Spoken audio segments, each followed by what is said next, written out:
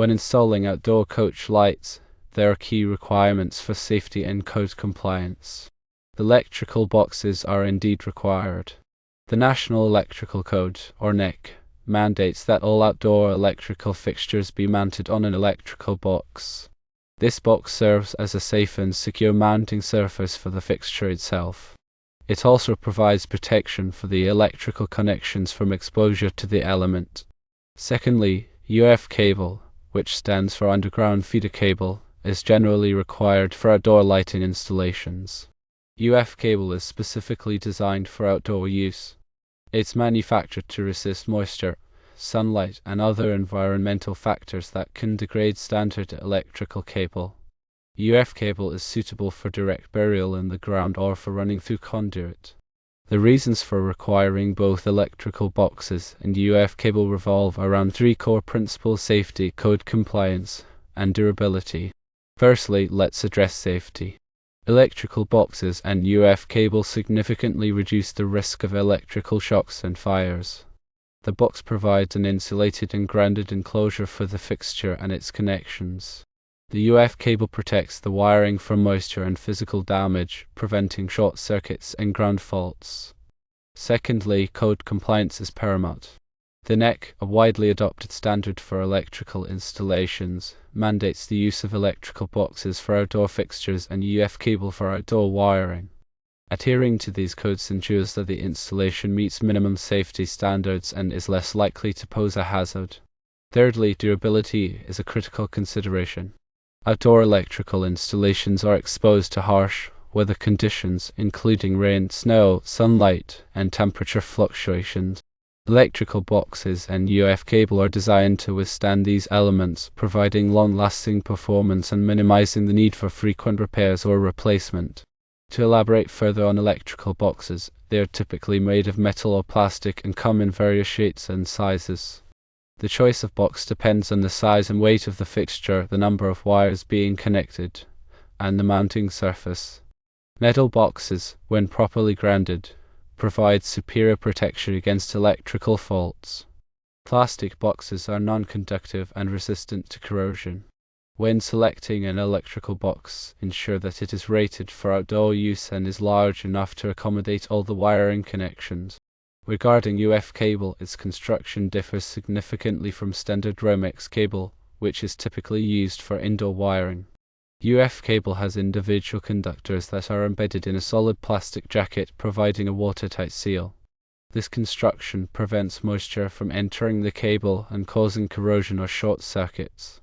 UF cable is also sunlight resistant, which prevents the plastic jacket from deteriorating over time.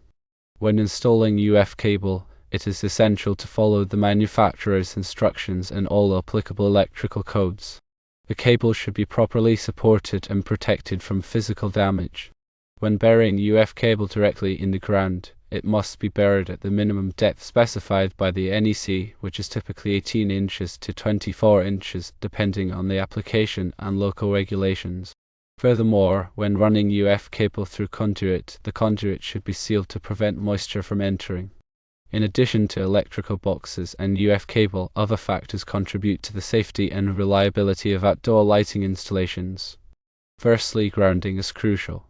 All outdoor electrical fixtures and boxes must be properly grounded to provide a path for fault current to flow back to the electrical panel. This grounding helps to trip circuit breakers or ground fault circuit interrupters, GFCIs, quickly in the event of a fault, preventing electrical shocks.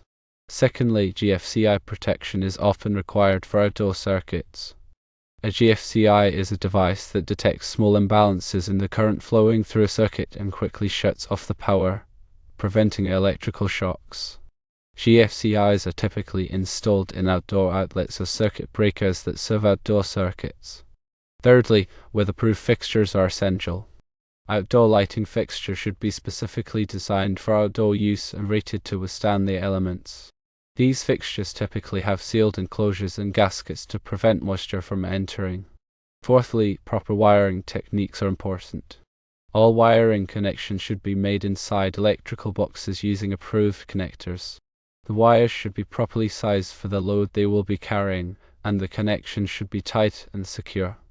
Fifthly, regular maintenance is necessary. Outdoor lighting fixtures should be inspected periodically for damage or corrosion. Any damaged or corroded components should be replaced promptly. The connections should also be checked to ensure that they are still tight and secure.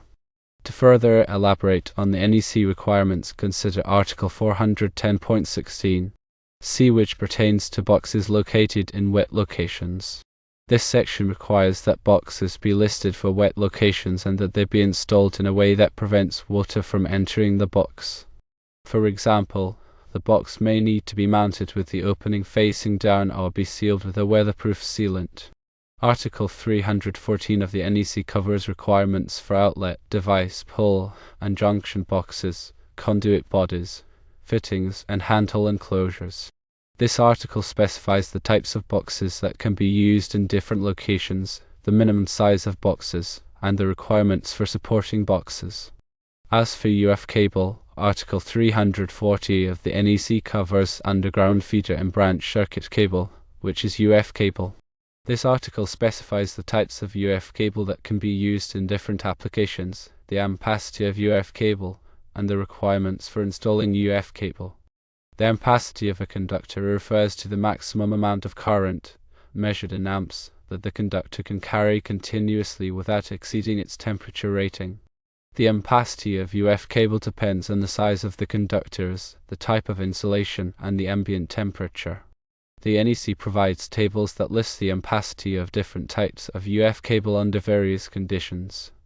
When selecting UF cable, it is important to choose a cable with an ampacity that is sufficient for the load it will be carrying. The load is the amount of electrical power, measured in watts or volt amps, that the lighting fixture will draw. The NEC requires that the ampacity of the conductors be at least 125% of the continuous load. For example, if a lighting fixture draws 100 watts, the conductors must have an ampacity of at least 1.25 amps. Moreover, consider the voltage drop. Voltage drop is the decrease in voltage that occurs along a conductor due to its resistance. Excessive voltage drop can cause lighting fixtures to dim or not operate properly. The NEC recommends that the voltage drop on branch circuits not exceed 3%. To minimize voltage drop, it is important to use conductors that are large enough for the length of the circuit. The longer the circuit, the larger the conductors need to be. It is also important to use high-quality connectors and to make sure that all connections are tight and secure. Now, let's discuss some common mistakes to avoid when installing outdoor lighting. Firstly, using indoor-rated cable outdoors is a frequent error. Indoor-rated cable is not designed to withstand the elements and will quickly deteriorate when exposed to moisture and sunlight. This can lead to short circuits, ground faults, and even fires. Secondly, failing to use weatherproof boxes and fixtures is another common mistake. Weatherproof boxes and fixtures are designed to prevent moisture from entering and damaging the electrical components. Using non-weatherproof boxes and fixtures can lead to corrosion, short circuits, and premature failure. Thirdly, improper grounding is a dangerous mistake. Grounding is essential for preventing electrical shocks and ensuring the safe operation of electrical equipment. Failing to ground outdoor lighting fixtures properly can create a serious safety hazard. Fourthly, overloading circuits is a common cause of electrical problems.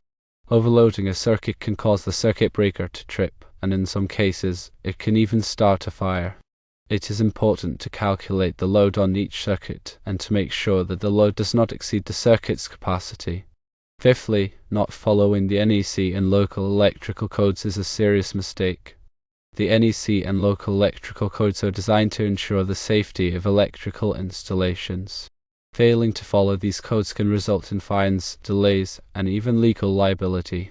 As an additional tip, consider using LED lighting fixtures for outdoor applications. LED lighting fixtures are more energy efficient than traditional incandescent or halogen fixtures, and they also have a longer lifespan. This can save you money on your electricity bill and reduce the need for frequent replacements. LED fixtures are also available in a wide variety of styles and colors, making it easy to find the perfect fixture for your home. In conclusion, installing outdoor coach lights requires careful attention to safety and code compliance. Electrical boxes and UF cable are essential components for ensuring a safe and reliable installation. By following the NEC and local electrical codes, using high-quality materials, and taking the necessary precautions, you can create a beautiful and functional outdoor lighting system that will last for many years to come. If you're not comfortable working with electricity, it's always best to consult with a qualified electrician. They have the knowledge, skills, and experience to ensure that the installation is done safely and in accordance with all applicable codes. And remember, always disconnect the power before working on any electrical circuits.